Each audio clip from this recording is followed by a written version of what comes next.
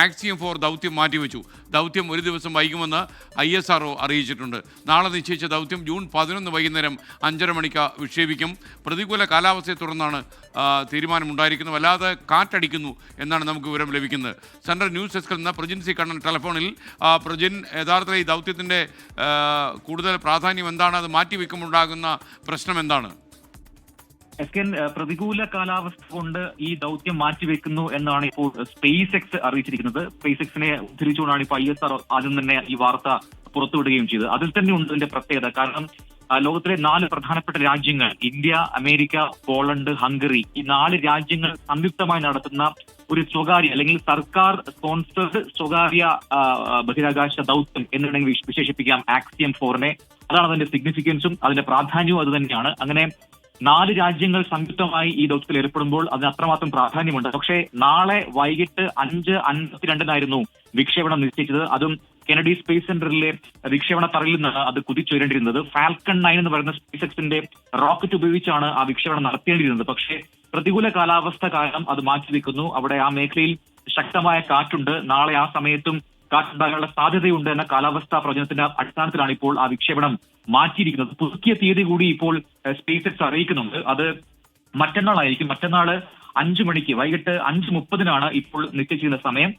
അതായത് ബുധനാഴ്ച വൈകിട്ട് 5:30 വിക്ഷേപണം നടക്കും എന്നുകൂടി അറിയിച്ചിട്ടുണ്ട് സ്പേസ് എക്സ്. മറ്റ് പ്രശ്നങ്ങളൊന്നുമില്ല, സാങ്കേതിക പ്രശ്നങ്ങളല്ല, കാലാവസ്ഥ പ്രതികൂലമായതുകൊണ്ട് മാത്രമാണ് ഈ വിക്ഷേപണം രീതിയിൽ മാറ്റിയത് എന്നാണ് ഇപ്പോൾ സ്പേസ് എക്സ് അറിയിക്കുന്നത്. നേരത്തെ SK സൂചിപ്പിച്ചതുപോലെ തന്നെ നമ്മൾ ഇന്ത്യ വളരെ വളരെ ആകാംക്ഷയോടുകൂടി കാത്തിരിക്കുന്നതാണ്. വലിയ അഭിമാനമായ ഒരു ദൗത്യമായി ആക്സിയം-4 ദൗത്യം മാറുന്നുണ്ട്. രാകേഷ് ശർമ്മ എന്ന നമ്മുടെ ഇതുവരെ ഉണ്ടായിരുന്ന ഒരേയൊരു ഇന്ത്യൻ ബഹിരാകാശ സഞ്ചാരി എന്ന പേര് അതിനോടൊപ്പം ചേർത്ത് വെക്കാൻ മറ്റൊരു പേര് കൂടി ഉണ്ടാവുന്നു. ശുഭാൻശു ശുക്ല എന്ന ഉത്തർപ്രദേശുകാരൻ ഈ ദൗത്യത്തിന്റെ പൈലറ്റാണ്. അങ്ങനെ ആ രീതിയിൽ ആദ്യമായി ഇന്റർനാഷണൽ സ്പേസ് സ്റ്റേഷൻ അല്ലെങ്കിൽ അന്താരാഷ്ട്ര ബഹിരാകാശ നിലയത്തിലേക്ക് ഒരു ഇന്ത്യക്കാരൻ എത്തുകയാണ്.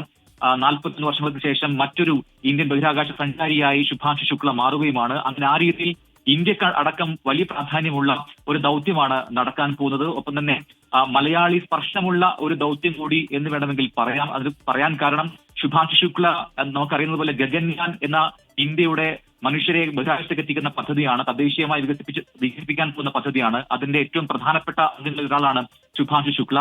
അത് രണ്ടാമതുള്ള മറ്റൊരാൾ പ്രശാന്ത് ബാലകൃഷ്ണൻ നായരാണ്, പാലക്കാടുകാരനാണ്. അദ്ദേഹമാണ് ഈ ആക്സിയം-4ന്റെ രണ്ടാമത്തെ അല്ലെങ്കിൽ സബ്സ്റ്റിറ്റ്യൂട്ട് പൈലറ്റ് എന്ന രീതിയിൽ അദ്ദേഹത്തെയാണ് തിരഞ്ഞെടുത്തിരിക്കുന്നത്. അദ്ദേഹവും ഈ പറയുന്ന എല്ലാ പരിശീലനങ്ങളും പൂർത്തിയാക്കിയതാണ്. അങ്ങനെ മലയാളി സ്പർശം ആ രീതിയിലുണ്ട്. മറ്റൊരു പ്രധാനപ്പെട്ട കാര്യം കൂടിയുണ്ട്. അതായത് 31 രാജ്യങ്ങളിൽ നിന്നുള്ള 60ഓളം പരീക്ഷണങ്ങൾ അവിടെ ഇന്റർനാഷണൽ സ്പേസ് സെന്ററിൽ പോയി നടത്താനാണ് ഈ ദൗത്യ സംഘങ്ങൾ അങ്ങോട്ട് പോകുന്നത്. ആ പരീക്ഷണങ്ങളിൽ ഏറ്റവും പ്രധാനപ്പെട്ട ഒരു പരീക്ഷണം മലയാളി ഡോക്ടറായിട്ടുള്ള ബുർജിയിൽ എന്ന് പറയുന്ന ചികിത്സാ സംവിധാനമൊക്കെ ചെയ്യുന്ന ഹോസ്പിറ്റൽ ശൃംഖലയാണ്. അവരുമായി ബന്ധപ്പെട്ട ആക്സിയം സ്പേസ് എന്ന കമ്പനിയുമായി ബന്ധപ്പെട്ട അവരുടെ ഒരു പരീക്ഷണം അത് നടക്കുന്നുണ്ട്. അത്തരത്തിൽ വളരെ പ്രധാനപ്പെട്ട 60ഓളം പരീക്ഷണങ്ങൾ നടക്കാൻ പോവുകയാണ്. എന്തായാലും മറ്റ് സാങ്കേതിക പ്രശ്നങ്ങളല്ല, പ്രതികൂല കാലാവസ്ഥ കൊണ്ട് മാത്രമാണ് ഈ രീതിയിൽ ഇപ്പോൾ ഈ വിക്ഷേപണം മാറ്റി മറ്റന്നാളത്തേക്ക് വെച്ചിരിക്കുന്നത്.